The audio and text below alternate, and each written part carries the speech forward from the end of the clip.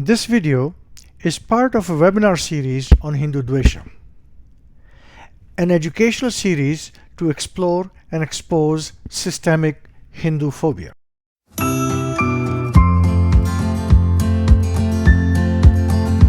So one question that came up has to do with the similarities and differences between the Jewish experience and the experience of the Roma and Sinti people who were previously known by the derogatory gypsy during the Holocaust. And both of these groups suffered tremendously by persecution, by the Nazis and their collaborators. A key difference is the reason that the groups were being targeted. So it's often said that not all victims were Jewish, but all Jews were victims. Yeah. There was absolutely nothing that a Jewish person could do to avoid this fate. They couldn't change. It didn't matter if you changed the religion that you practiced, if you converted, if you adhered to any change, it didn't matter. You were going to be targeted. And members of the Roma and Sinti community were targeted allegedly because of their lifestyle, that they were considered asocial people who couldn't adapt to norms of society. Countless numbers, and we don't know the numbers, of Roma and Sinti people were forcibly sterilized as a way of trying to end the community. Many did experience time in concentration camps, and many were killed. A big difference is, again, the way the genocide has been remembered by both communities.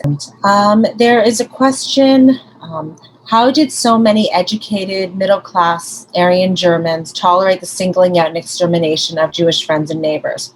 So I think that's a really complicated question because there isn't a single answer. There were some people who were certainly motivated, perhaps by greed, by personal hate, ideology, that they had believed in from long before the Holocaust began. When I started our program tonight, I spoke about anti-Semitism or anti-Judaism being the oldest hatred. So this was something that was already embedded in many cultures, regardless of how civilized or educated a people are. We know civilized and educated people are not immune to hate.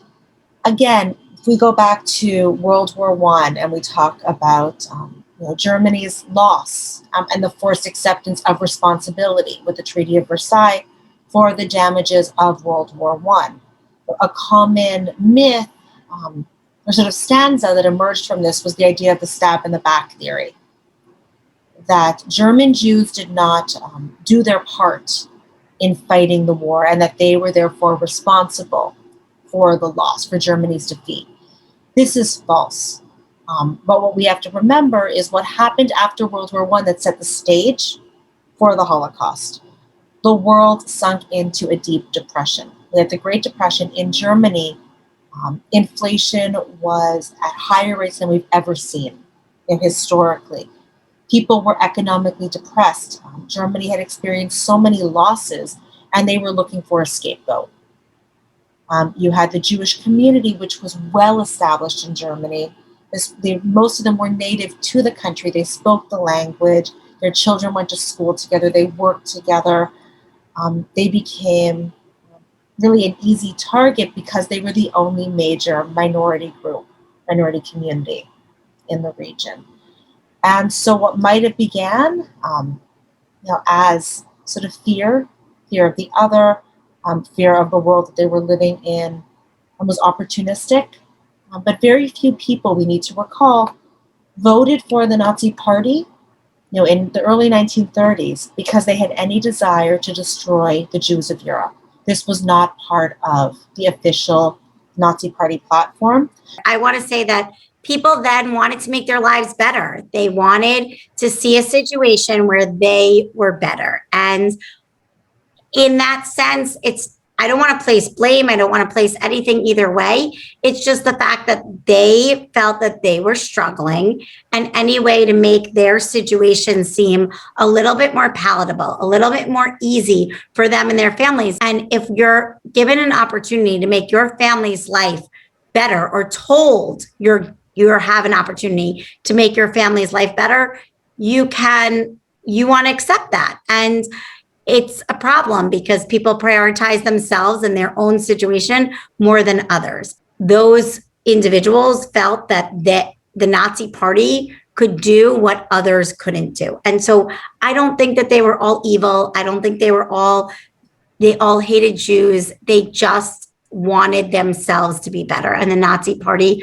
was presenting that to them. It's very interesting. There is a marvelous movie done by Leni Riefenstahl, who was the official photographer and filmmaker for Hitler, where they analyze the rise of Nazism, how innocent it sounded. And if you watch it today without knowing what happened in Germany, you will think that this is the most fantastic regime that ever existed, because you don't look at the results. You look at the method which they employed, which sounded so innocent and so wonderful for the whole world. But unfortunately, it wasn't. You have to read between the lines to see what's coming. Thank you, Luna. A few people are asking questions about the education system. And in a nutshell, New Jersey happens to be where we are, located. New Jersey and New York are states that mandate Holocaust education.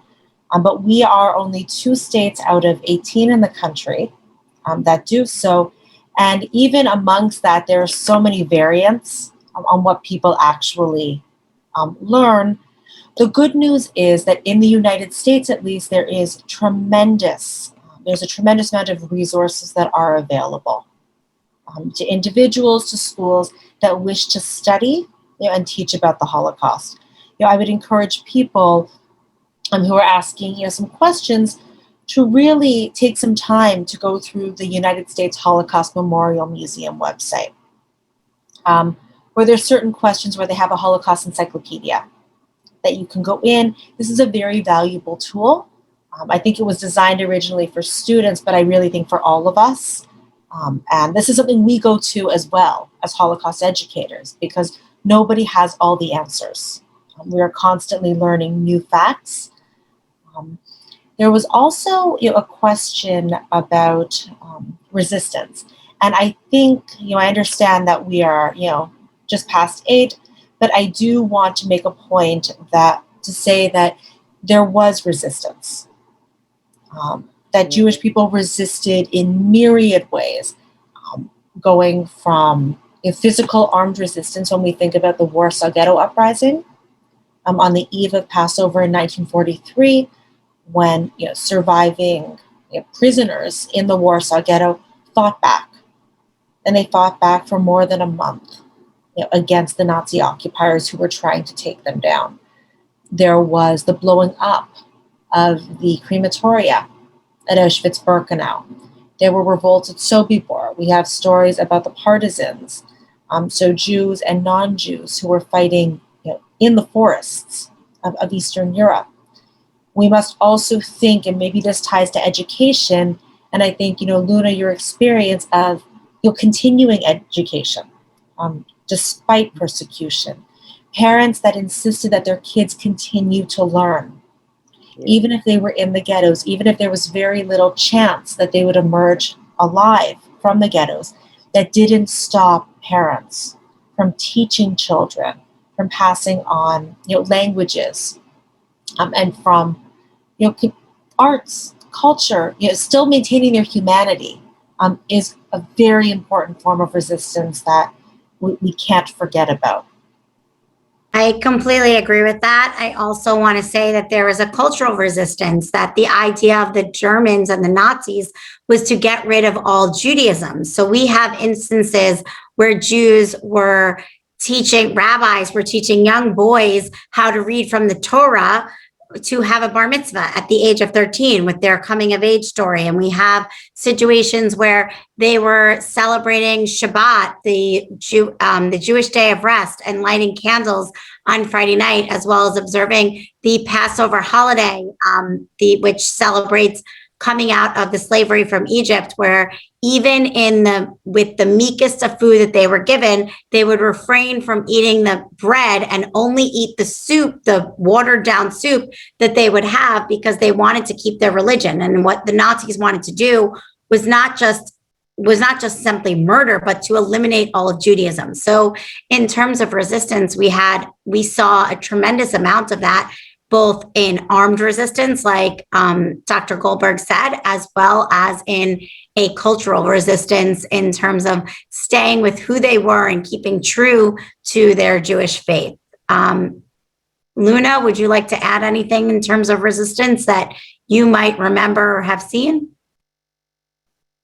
As you know, I was very young, so those things were not privy for me to know. As a matter of fact, I had cousins who were in the leadership of the Krakow resistance, and there is very little known about the Krakow resistance and killing of the Nazis and so far. Somehow, this didn't get into books, and it didn't get any acknowledgement. Where there is so much to talk about that things get lost a little in the shuffle. But the spirit. Do you know that we left concentration camp with quite an education? We didn't have books, we didn't have a pen, we didn't have a pencil. But at night when the lights went up, the well-educated women would sit in the middle of the barracks and tell us the best novels, the best writing, the best art, and tell us about those things. And when we left the camp, we knew things that you would learn normally in school, because they were so eager to let us develop and to grow. And I'm forever grateful to my mother that she was really, we had a tremendously hard time, hardly any money to live on, and yet she made a point that I went to school, that I got education, that I worked with the intelligent people, and it served me very well. As a matter of fact, I changed my occupation every 5 years, and one of them I wound up to be a president of the New Jersey State Opera, and I stayed with the opera till I produced 2 pieces of music that were important for me. One was an opera about Frederick Douglass, written by a black composer, Ulysses Kay, who was a student of Hindemith. And the other one was Brundibar, a children's opera written in Theresienstadt concentration camp by Jan Krasa, who was then killed in Auschwitz. And I felt that I made my point, and now time went to move on. So I moved on to Seton Hall, because I found that Sister Rose was forming a marvelous group of people, Christians, at a Catholic university, where they were educating about Holocaust and about brotherhood and about reaching to each other. So there is always a bridge between one and the other, and this is what we need to learn, that we need to coexist and we need to reach out to each other. Well, I guess all good things must come to a close. There are actually a lot of questions in the Q&A box, but we're not going to be able to get to all of them in this session.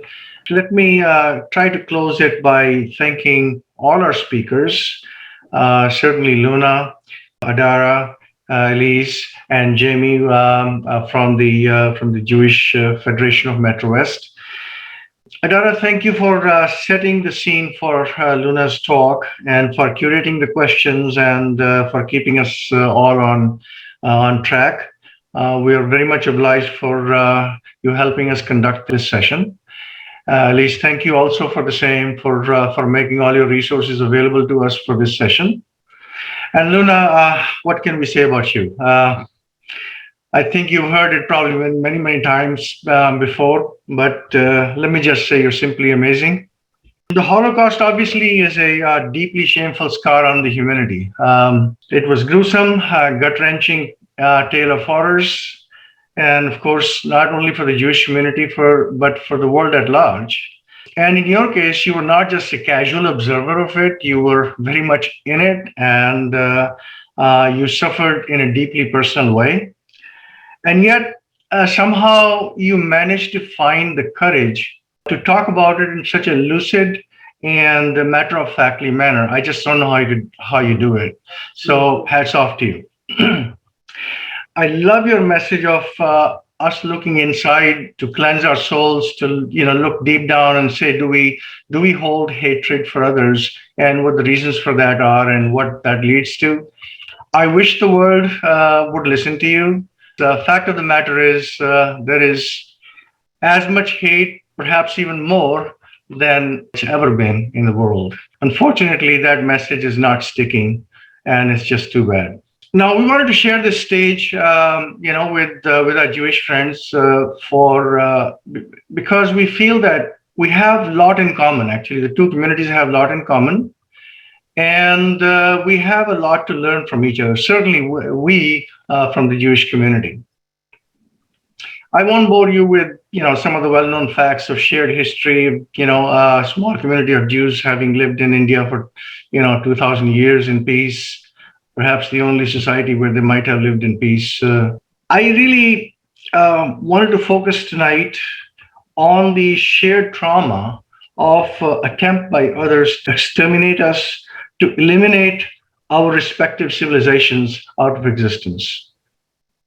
You see, Hindu community is not entirely unfamiliar with attempts to exterminate their people as well as their culture, and on a scale that is too massive to contemplate. And that too in their own homeland. And that too by people who were primitive on a civilization scale, with the exception of their military tactics. Now, there's probably a lesson right there, perhaps, for all communities to learn.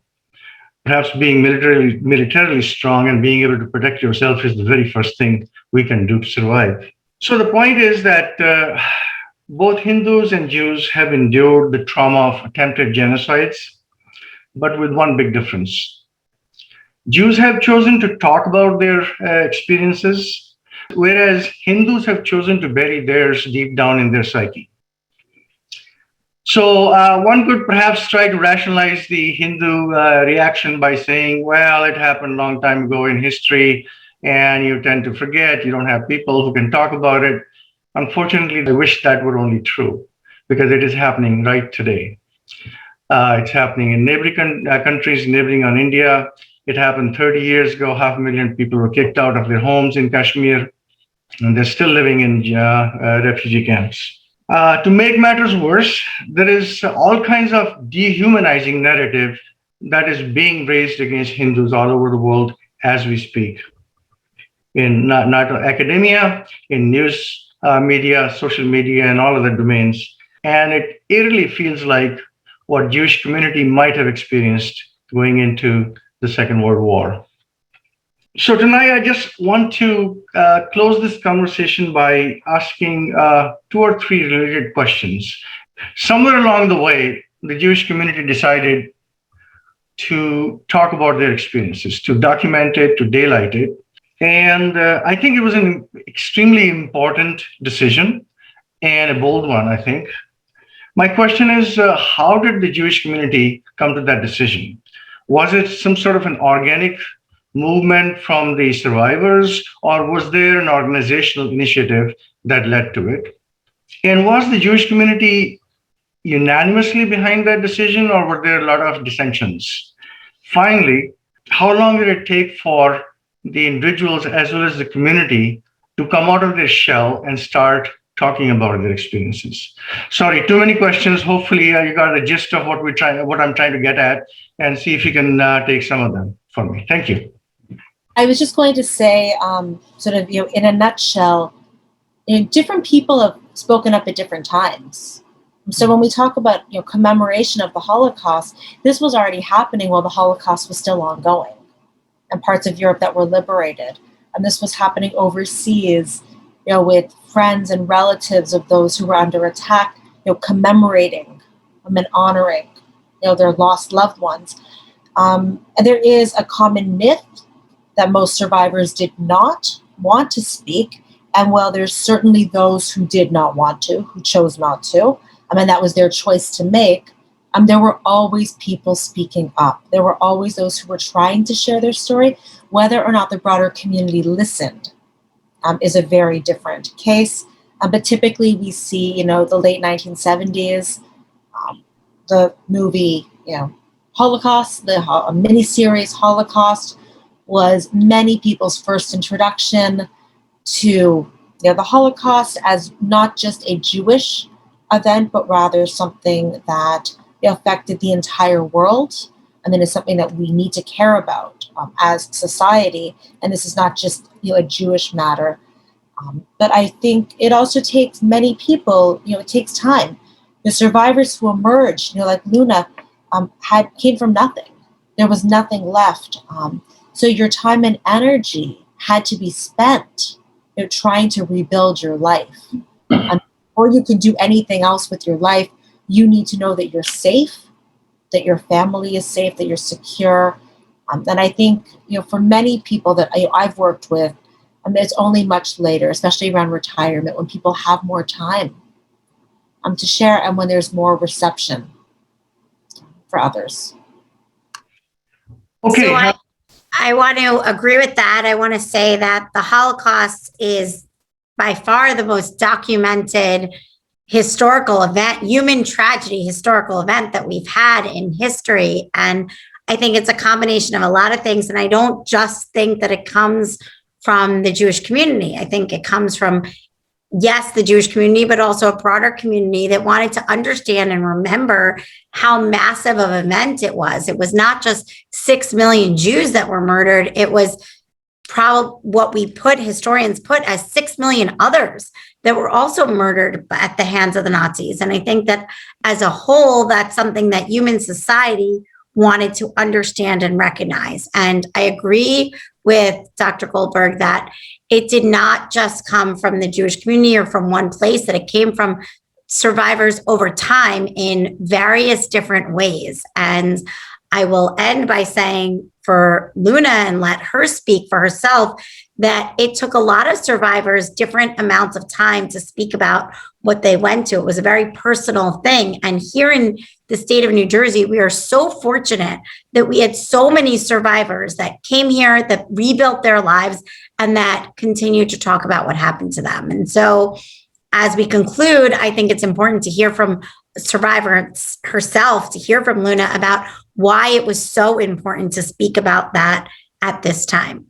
I think that it needed to mature. People had too deep wounds to speak at first, and some of them still cannot speak about it. But I felt that it was extremely important that we address the issue. And I remember when they first asked me to come to Watchung Hills High School in the 70s to talk about the Holocaust experience, I couldn't figure out why would they want to know anything about it. But I learned very shortly after that the prejudice has to be fought. And in order to fight the prejudice, you have to expose what was the result of prejudice. And I'm very grateful that, it's very funny that the Holocaust Commission was really started when we had the unveiling of the Rappaport sculpture in our temple, when we offered to build the Rappaport sculptures in our temple as a donation, because we were the only survived at the Plainfield Temple. It really occurred to me that we need to memorialize it. And when we invited Governor Kane to come, I didn't know anything about him. He was in the office only for a few months when this happened. And I invited him thinking that it will add the prestige and it will open the door to the community to come for the event, which it did. What I didn't know, that his father, together with Senator Dirksen, wanted to press a legislation to come to help of the Warsaw Ghetto uprising in order to help them in their fight, and it was defeated. It did not pass in the Senate. And Governor Kane, being a historian, was then a young man when he took office as a governor, and because of the sculpture of Rappaport, decided that he will form the Holocaust Commission, and that's how this whole thing. And we were the first state in the nation that did it. It's almost 8:30, so I think we're going to close the webinar. So let me once again thank all our panelists, especially Luna, for sharing her experiences with us, and of course thanks to all the participants who joined us in this webinar. And until next time, thank you once again. Good night. Good night.